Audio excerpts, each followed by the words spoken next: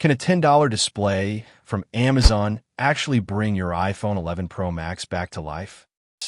I bought the absolute cheapest screen I could find, just 10 bucks. No fancy brand, no promises, just a budget gamble. Today, we'll find out if this display can save a broken iPhone 11 Pro Max or completely ruin it. I'll test everything: touch response, brightness, colors, even Face ID. So before you waste your money on a cheap screen, let's see if this $10 fix is a miracle or a total fail. Let's start by removing the two Pentalobe screws at the bottom of the iPhone, right next to the charging port. These are the first screws holding the display in place, so make sure to keep them safely aside for reassembly later. Now, let's start separating the display. I'm using a thin razor blade to gently lift the screen from the bottom edge. Work slowly. You'll feel the adhesive start to loosen as you go. Don't rush this part. A little patience here saves you from breaking the frame or cutting the display cables. Once you feel a slight gap forming, switch to a plastic opening tool. It's safer and helps lift the screen without scratching the metal edges. Keep working your way around the corners until the display starts to lift up evenly on all sides. Now that the adhesive has loosened up, gently jiggle the display to separate it a little more from the frame. Don't pull it straight up. Instead, open it like a book. Always remember, there are fragile cables inside, so never cut or stretch them. On the iPhone 11 Pro Max, the display cables are located on the same side as the SIM tray slot. That's the right side of the phone. So make sure you're opening the screen from the left toward the right. Take your time here. A careful opening keeps all the connectors and sensors safe. Next, we'll remove the metal shields that cover the battery and display connectors. Use a Y-Tri-Wing screwdriver for these screws. They're all slightly different in size, so make sure to keep them organized. Take off the small metal plates one by one and place them safely aside. We'll need them again when closing the phone. You can speed this part up a little if you're following along, but be gentle. Those screws strip easily if too much force is used. Now start by disconnecting the battery connector first. This step is very important to avoid any short circuits. Once the battery is safely unplugged, go ahead and disconnect the display connectors one by one. Next, unplug the speaker and sensor strip cable carefully using a plastic tool. After all the connectors are free, place the phone body aside safely. We'll work on the display next. Next, we'll remove the ear speaker and sensor assembly from the old display. Start by taking out the small screws holding the metal bracket in place. Be patient here. These screws are tiny and easy to lose. Once the bracket is off, carefully lift the ear speaker module along with the attached sensors. We'll be transferring this entire assembly to the new display, so handle it gently to avoid damaging the Face ID sensor or microphone flex.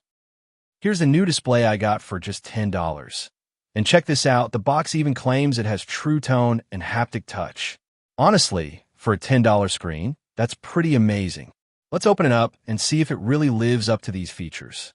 I wasn't expecting much, but it's always exciting to see how far budget parts have come these days.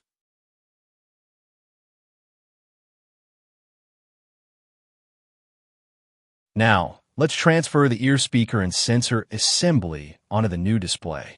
Carefully align the sensors and the microphone flex into their slots on the new screen. Once everything is positioned correctly, secure the assembly using the tiny screws we removed earlier. Make sure the screws are snug, but don't over-tighten. These components are delicate, and over-tightening could damage the flex cables or the Face ID sensor. Double-check the alignment before moving on to the next step. Now it's time to connect the new display to the phone. Start by carefully plugging in the main display flex cable to the motherboard. Next, reconnect the speaker and sensor flex cable to ensure everything functions properly.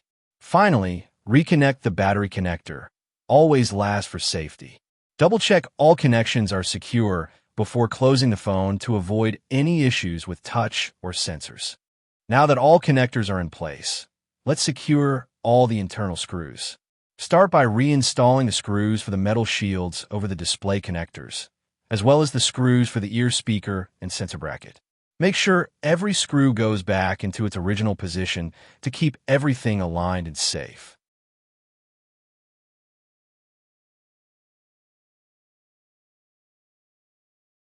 Once all the other connectors are secured, finally reconnect the battery connector and screw down its separate metal bracket. Double-check that all screws are snug, but not over-tightened, especially around delicate flex cables and sensors. This ensures your iPhone is fully assembled internally and ready for the next step. Now that all screws and connectors are in place, gently press the display down into the frame. Start from the top and work your way around the edges, making sure it clicks in evenly. Take your time. This ensures the screen sits flush and the adhesive seals properly. Finally, secure the display by reinstalling the two bottom Pentalobe screws near the charging port.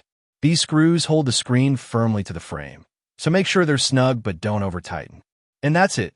The iPhone 11 Pro Max display is fully installed. Now let's power on the iPhone and see if the new display works. The Apple logo appears, a good sign. Next, we'll test the touch, brightness, and sensors to make sure everything is functioning properly. For a $10 display, everything is working surprisingly well. Touch, brightness, and sensors all seem fine. If you want a full review, I'll be uploading a detailed video in short soon, so you can see how it performs over time. Thanks for watching this step-by-step iPhone 11 Pro Max DIY display replacement. Don't forget to like, subscribe, and hit the bell for more repair guides and budget fixes.